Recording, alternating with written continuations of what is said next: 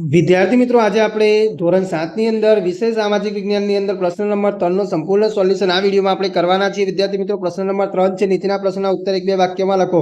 વિદ્યાર્થી મિત્રો, અન્ય પ્રશ્નના વિડીયો આપણી ચેનલ પર મુકાઈ ગયા છે, ત્યાં જઈને તમે જોઈ શકો છો.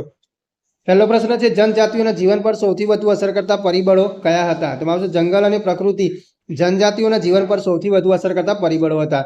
બીજું છે, સંગ્રામ શાહની પદવી કોને ધારણ કરી હતી? શા માટે? તો મૂળભૂત રાજપૂત તરીકેની માન્યતા મેળવતા ગઢકટંગના ગોળ રાજા અમનદાસે સંગ્રામ શાહની પદવી ધારણ કરી હતી. એના પછી ત્રીજો પ્રશ્ન છે, જનજાતિઓ કયા નિવાસ કરતી હતી? તો જનજાતિઓ સામાન્ય રીતે જંગલો, પહાડો, રણ અને દુર્ગમ સ્થળોએ નિવાસ કરતી હતી. ચોથું છે, કોના સમયમાં હિન્દુ ધર્મ મુખ્ય બન્યો હતો? તેમાં આવશે અહોમ રાજા શિવસિંહ ના સમયમાં હિન્દુ ધર્મ મુખ્ય ધર્મ બન્યો હતો. એના પછી પ્રકરણ 6 છે, એમાં છે પહેલું છે, વંજારા કોને કહે છે? તો વંજારા સાથે સંકળાયેલા લોકોને વંજારા કહે છે. માફ કરજો, વંજાર સાથે સંકળાયેલા લોકોને વંજારા કહે છે. બીજું છે, ગુજરાતમાં દેવી પૂજક વિમુક્ત જાતિ ક્યાં જોવા મળે છે? તો આવશે ગુજરાતમાં દેવી પૂજક વિમુક્ત જાતિ રાજ્યના મોટા ભાગના વિસ્તારોમાં જોવા મળે છે. ત્રીજું છે, પ્રશ્ન 3 છે, એમાં છે નટ બજાની જાતિના લોકો શાની કલાઓ જાણતા હોય છે? તેમાં આવશે નટ બજાની જાતિના લોકો અંગ કરતબની કલાઓ જાણતા હોય છે. ચોથું છે, મુગલ બાદશાહ જહાંગીરે વંજારાઓ વિશે શો ઉલ્લેખ કર્યો છે? તેમાં આવશે વંજારાઓ બળદો પર અનાજ લાંદીને શહેરોમાં વેચતા હતા. વંજારાના એ કાર્યનો ઉલ્લેખ મુગલ બાદશાહ જહાંગીરે કર્યો છે. એના પછી ચેપ્ટર નંબર 7 છે, એમાં છે તુલસીદાસે કયા ગ્રંથોની રચના કરી હતી? તેમાં આવશે તુલસીદાસે રામચરિતમાનસ અને વિનય પત્રિકા નામના ગ્રંથોની રચના કરી હતી. બીજું છે, બંગાળમાં કયા મહાન સંતો થઈ ગયા? તેમાં આવશે બંગાળમાં ચૈતન્ય મહાપ્રભુ જેવા મહાન સંતો થઈ ગયા. ત્રીજો પ્રશ્ન છે, શીખોના પવિત્ર ગ્રંથ ગુરુ ગ્રંથ સાહિબમાં કયા સંતની કવિતાઓનો સમાવેશ કરે છે? તો એમાં આવશે શીખોના પવિત્ર ગ્રંથ ગુરુ ગ્રંથ સાહિબમાં સંત કબીરની કવિતાઓનો સમાવેશ કરેલ છે. ચોથું છે, દક્ષિણ ભારતમાં ધાર્મિક આંદોલનનું નેતૃત્વ કયા સંતોએ લીધું હતું? તેમાં આવશે દક્ષિણ ભારતમાં ધાર્મિક આંદોલનનું નેતૃત્વ શંકરાચાર્ય અને રામાનુચાર્ય નામના સંતોએ લીધું હતું. એના પછી પ્રકરણ નંબર 8 છે, એમાં છે પહેલો પ્રશ્ન છે, ગુજરાતી ભાષાના મહાન સાહિત્યકારોના નામ આપો. તેમાં આવશે ગુજરાત ભાષાના મહાન સાહિત્યકારો નરસિંહ મહેતા, મીરાબાઈ અને બાલન છે. એના પછી છે, બાલનની જાણીતી કૃતિઓ કઈ કઈ છે? તેમાં આવશે બાલનની જાણીતી કૃતિઓ ધ્રુવાખ્યાન, મુગી આખ્યાન, શિવ ભિલક્ષ સંવાદ વગેરે છે. શિવ ભીલડી સંવાદ વગેરે છે. ત્રીજું છે, પતેતીના દિવસે પારસીઓ શું કરે છે? તો આપણે લખીશું પતેતીના દિવસે પારસીઓ તેમના પ્રાર્થના ગૃહ 11માં જાય છે અને અવેસ્તા નામના પ્રાર્થના ગ્રંથમાં આવેલી પસ્તાવા માટેની પ્રાર્થના કરે છે.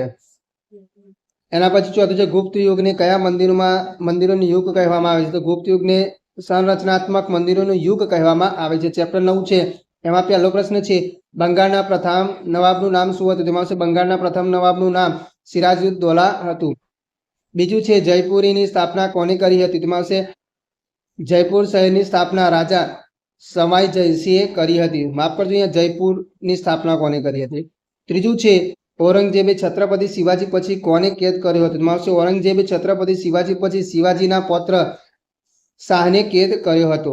ચોથું છે, પાણીપતનું ત્રીજું યુદ્ધ કોની કોની વચ્ચે થયું હતું? તેમાં આવશે પાણીપતનું ત્રીજું યુદ્ધ મરાઠાઓ અને ઈરાનના શાહ અહેમદ શાહ અબ્દાલી વચ્ચે થયું હતું.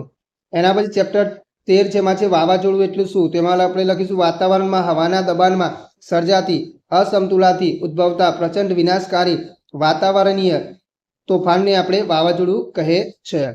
બીજું છે, સુનામી એટલે શું અથવા સુનામી કોને કહે છે? તો આપણે લખ્યું સમુદ્ર કે મહાસાગરના પેટાળમાં જ્વાળામુખી ફાટવાથી, ભૂકંપ આવવાથી કે મોટા પાયે થતા ભૂસ્ખલનથી સમુદ્રની સપાટી પર ખૂબ વિશાળ કદના શક્તિશાળી અને અસાધારણ લંબાઈના મોજા ઉત્પન્ન થાય છે, તેમને આપણે સુનામી કહે છે.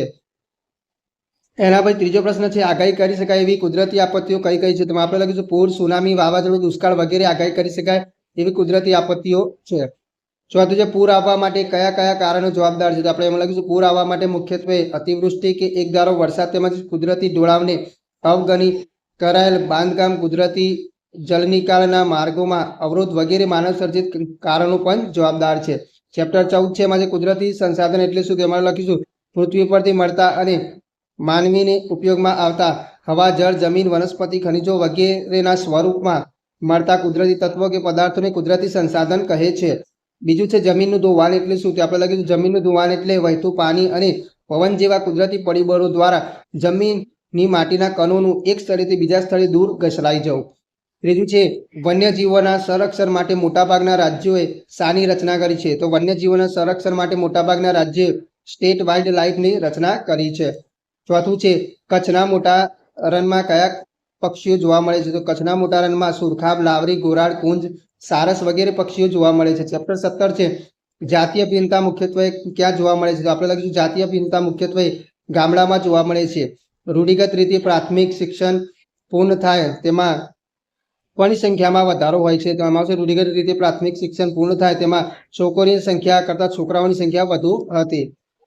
એના પછી ત્રીજો પ્રશ્ન છે એમાં છે આપણા દેશમાં વસ્તી ગણતરી ક્યારે કરવામાં આવે છે? તો આપણા દેશમાં વસ્તી ગણતરીમાં જે વર્ષમાં એકમનો અંક 1 હોય ત્યારે વસ્તી ગણતરી કરવામાં આવે છે. આઝાદી સમયે મહિલાઓ કઈ રીતે આંદોલનમાં જોડાઈ હતી? તેમાં લખીશું આઝાદી મેળવવા માટે અંગ્રેજો સામે ગાંધીજીના નેતૃત્વ નીચે એક પ્રકારના આંદોલનો થયા. કસ્તુરબા સાથે ગુજરાત સહિત દેશભરની મહિલાઓ એ આંદોલનમાં જોડાઈ હતી. ચેપ્ટર 18 છે પુસ્તકો શાનો પ્રચાર અને પ્રસાર કરે છે? તેમાં આપણે પુસ્તકો જ્ઞાન અને માહિતીનો પ્રચાર અને પ્રસાર કરે છે.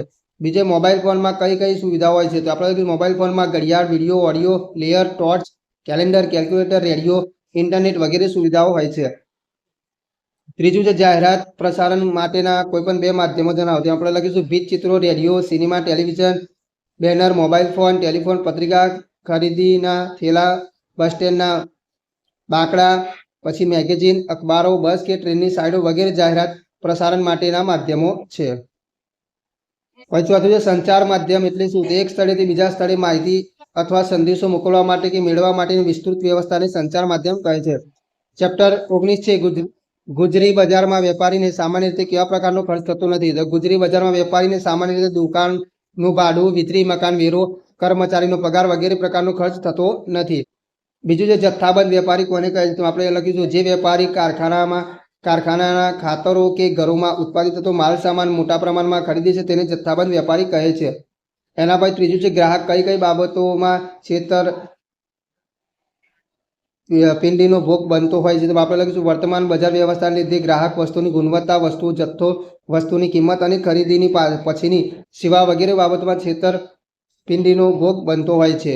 ચોથું છે કપડાની ખરીદી વખતે કેવી કાળજી લેવી જોઈએ? તો કપડાની ખરીદી વખતે કપડાનું કાપડ, તેનો કલર, સિલાઈ, પછી જરી ભરત, માપ, સાઇઝ વગેરે બરાબર તપાસી લેવા જોઈએ. તો વિદ્યાર્થી મિત્રો આગળ નવી વિડીયોમાં આપણે નવા પ્રશ્નો સાથે ફરીથી મળીએ.